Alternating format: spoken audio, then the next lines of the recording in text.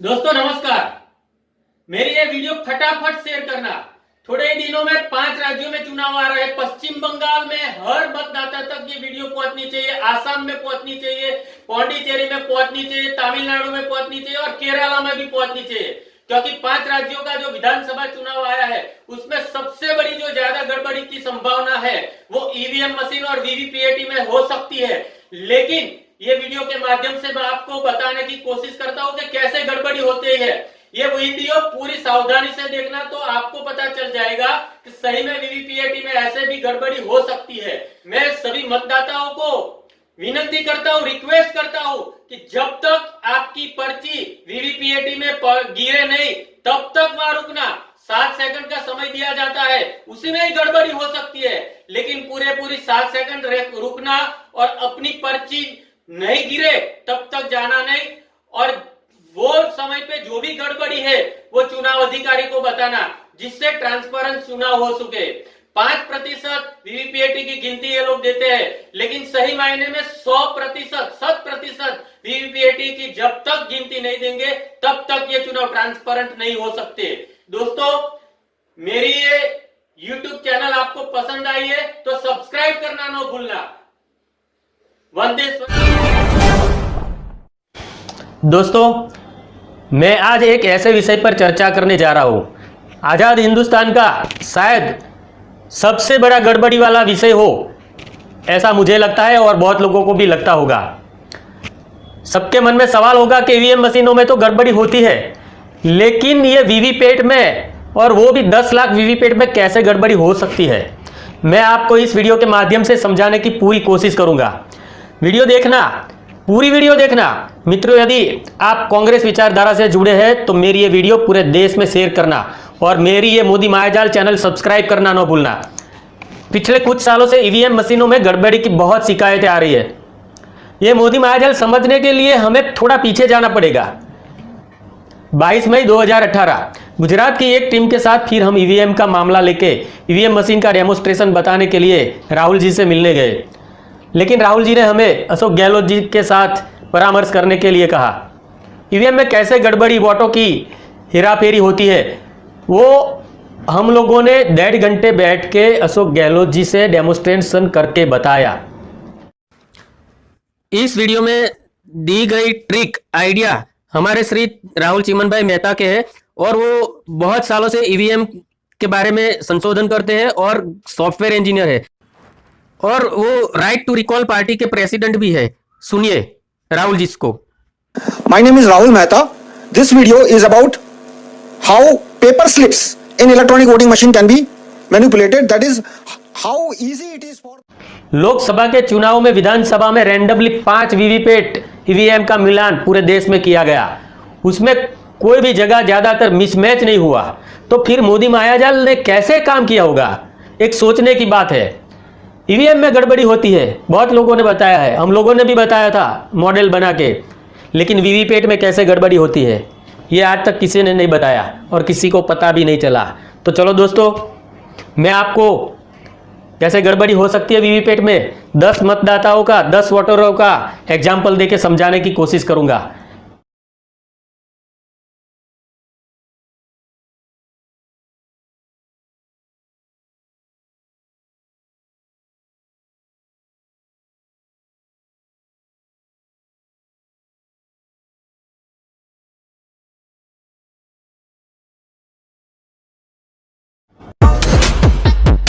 पहला मतदाता आया, उसने पंजे का बटन दबाया, कांग्रेस को वोट दिया।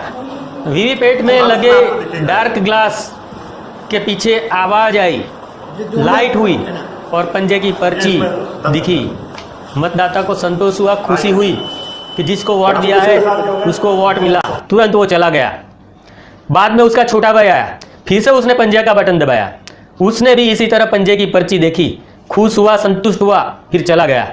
बाद में तीसरा वोटर आया, उसने कमल का बटन दबाया, आवाज आई, लाइट हुई, कमल की पर्ची दिखी, फिर खुश होकर तुरंत निकल गया। बाद में चौथा वोटर आया, उसने फिर से पंजे का बटन दबाया, आवाज आई, लाइट हुई, पंजे की पर्ची दिखी, वो खुश होकर तुरंत निकल गया। बाद में चौथे वोटर की पत्नी आई, ज़्यादातर लोग वोटिंग करने जाते हैं तो फैमिली के साथ जाते हैं, दोस्तों के साथ जाते हैं, तो सीक्वेंस की प्रोबेबिलिटी ज़्यादा रहती है। बाद में छठा वोटर आया, उसने कमल का बटन दबाया, बीप आवाज़ आई और लाइट हुई मशीन में, कमल की पर्ची देखी, वो भी खुश होकर तुरंत निकल गया। बाद में सातवां वोटर आया, उसने पंजे का बटन दबाया, समझो आवाज़ आई और लाइट हुई, पंजे की पर्ची देखी, वो भी खुश होके चला गया। बाद में 7वें वोटर की नानी आई, उसने पंजे का बटन दबाया, मशीन में लाइट हुई, पंजे की पर्ची देखी नानी ने, खुश होके तुरंत निकल गई। बाद में 9वां वोटर आया, उसने कमल का बटन दबाया, आवाज़ आई, लाइट हुई, कमल की पर्ची देखी, वो खुश होके तुरंत निकल गया। उसके बाद में आखिरी 10वां वोटर आया, उसने भी कमल का बटन दबाया, आवाज़ आई, लाइट हुई, कमल की पर्ची देखी, वो भी खुश होकर तुरंत निकल गया। मतलब 10 वोटर का एग्जाम्पल मैंने आपको दिया। ये 10 वोटर में से 6 वोट पड़े कांग्रेस को, कितने 6 वोट कांग्रेस को पड़े और 4 वोट बीजेपी को पड़े। लेकिन वीवीपैट में बिछाई गई ये मायाजाल, ये प्रोग्राम की मायाजाल कैसे काम करती है वो मैं आपको बताता हूँ। 10 लाख से भी ज़्यादा वीवीपैट में कैसे गड़बड़ी होती है, कैसे गड़बड़ी हो सकती है, उसकी संभावना मैं आपको बताता हूँ। मैंने ईवीएम मशीन की चिप में ऐसा प्रोग्राम सेट किया है कि पंजे का निशान पे एक के बाद एक, मतलब 2 लोग सीक्वेंस में वोट डालते हैं, तो ये प्रोग्राम कैसा काम करता है ये आप देखिए। जो 10 वोटर ने वोट दिया था उसका मैं ये एनालिसिस फिर से करता हूँ। एक्चुअली जब मेरा प्रोग्राम काम करता है तो ये 10 वोटर का वोटिंग कैसे काउंट होता है। देखिए, पहला वोटर ने पंजे का बटन दबाया, वीवीपैट में पंजे की पर्ची प्रिंट हुई, फिर से उसके छोटे भाई ने पंजे का बटन दबाया, लेकिन जो पर्ची पहले प्रिंट हुई थी वही पर्ची ये दूसरे वोटर को, उसके भाई को दिखाई गई। मतलब पहली पर्ची गिरी नहीं थी, लाइट बंद हो गई थी, पहला वोटर चला गया। किसी को इतना टाइम नहीं होता है कि पर्ची प्रिंट हो जाए, गिरे, देख ले, लाइट बंद होती है, चालू होती है, क्या होता है, इतना बड़ा टाइम नहीं रहता है। वो भी कुछ थोड़े समय के लिए ही मैनिपुलेशन कर सकते हैं। बाद में तीसरा वोटर आया, उसने कमल का बटन दबाया, उस समय जो एक पर्ची पंजे की छपी हुई थी वो गिर गई और कमल की एक के बाद एक 2 पर्ची प्रिंट हुई। मतलब समझते हो ने, 2 पर्ची प्रिंट हुई, जो प्रोग्राम मैंने सेट किया हुआ है। बाद में चौथा वोटर आया, उसने पंजे का बटन दबाया, पर्ची पंजे की छपी। 5वां वोटर आया, उसने पंजे का बटन दबाया, प्रोग्राम के मुताबिक वही पर्ची दिखाई गई जो चौथे वोटर ने देखी थी। बाद में छठा वोटर आया, उसने कमल का बटन दबाया, तब एक पंजे की पर्ची जो छपी थी वो प्रिंट हुई थी, वो मशीन के अंदर गिर गई कट के। बाद में तुरंत एक के बाद एक 2 कमल की पर्ची छपी और 2 कमल की पर्ची प्रिंट होकर वीवीपैट मशीन के अंदर गिरी। अब 7वां वोटर आया, उसने पंजे का बटन दबाया, फिर पंजे की पर्ची प्रिंट हुई, लाइट बंद हुई। अब 8वां वोटर आया, जो 7वें वोटर की नानी थी, उसने वापस पंजे का बटन दबाया, उसको पहले प्रिंट की गई हुई पर्ची बताई गई। अब 9वां वोटर आया, उसने कमल का बटन दबाया, तभी पहले वाली जो पंजे की पर्ची थी वो बटन दबाते तुरंत ही प्रिंट मशीन के अंदर कट करके गिर गई। उसके साथ दूसरी पर्ची भी कमल की प्रिंट हो गई। करीबन एक के बाद एक 2 कमल की पर्ची प्रिंट होकर वीवीपैट मशीन में गिर गई। समझ में आया। अब आखिरी वोटर आया 10 नंबर का वोटर, उसने कमल का बटन दबाया तो कमल की पर्ची फिर से प्रिंट हुई और मशीन के अंदर पड़ी।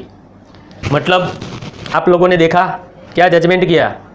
कुल 10 वोटर ने वोट किए मशीन में, 10 पर्ची वीवीपैट के अंदर गिरी, लेकिन पंजे को हमने 6 वोट दिए हुए थे और कमल को 4 वोट दिए थे, लेकिन कमल की 7 पर्ची प्रिंट हुई और पंजे की पर्ची प्रिंट हुई सिर्फ 3। मतलब कमल ने पंजे का 3 वोट चुरा लिया। ऐसे हम जोड़ लगाए तो बहुत सारा रिजल्ट हम चेंज कर सकते हैं। 100 वोट का हम एवरेज निकाले तो 30% वोट हम चुरा के कमल को दे सकते हैं जो पंजे को मिलने वाले थे। और ऐसे हम 10 लाख से ज़्यादा वीवीपैट मशीन में अपनी इच्छा के अनुसार मैन्युपुलेशन कर सकते हैं। ये सब मायाजाल ईवीएम वीवीपैट में सेट किए प्रोग्राम और वीवीपैट के आगे लगे डार्क ग्लास की है, जिसके अंदर बिना लाइट हुए कुछ नहीं दिख सकते। जब कांटे की टक्कर होती है तब 10 से 20% वोट बहुत सारी सीटों का रिजल्ट उलट पुलट कर सकते हैं।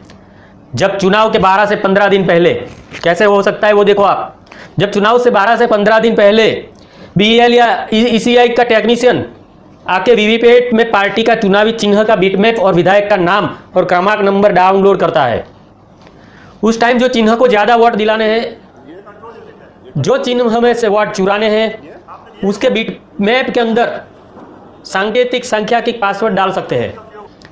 कंसिस्टेंसी के मुताबिक जहां जो जगह गड़बड़ी करनी है वहां वैसा प्रोग्राम डाला जा सकता है चिप के अंदर, और टाइमर के मुताबिक कार्यरत भी हम कर सकते हैं। नॉर्मल मोड में मशीन नॉर्मली काम करती है, जिस चिन्ह को जितने वोट दिए उतनी संख्या में उसकी पर्ची प्रिंट होगी और टोटल भी वही मैच हो जाएगा। लेकिन जब इधर के थोड़े वोट उधर ट्रांसफर करना है तो डाला गया प्रोग्राम, चिप के अंदर जो डालते हैं वो प्रोग्राम, और जो वीवीपैट मशीन में लोडिंग करता है टेक्नीशियन, वो प्रोग्राम समय के मुताबिक शुरू हो जाएगा। और वो समझो पूरे दिन ये करने की जरूरत नहीं रहती है।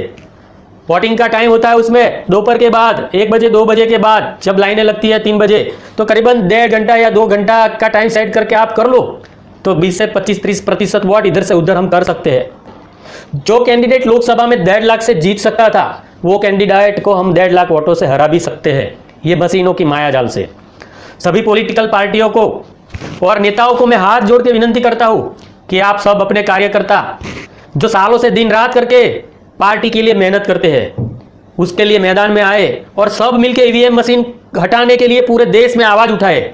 लोकतंत्र को बचाने के लिए आपको फिर एक बार बाहर निकलना पड़ेगा।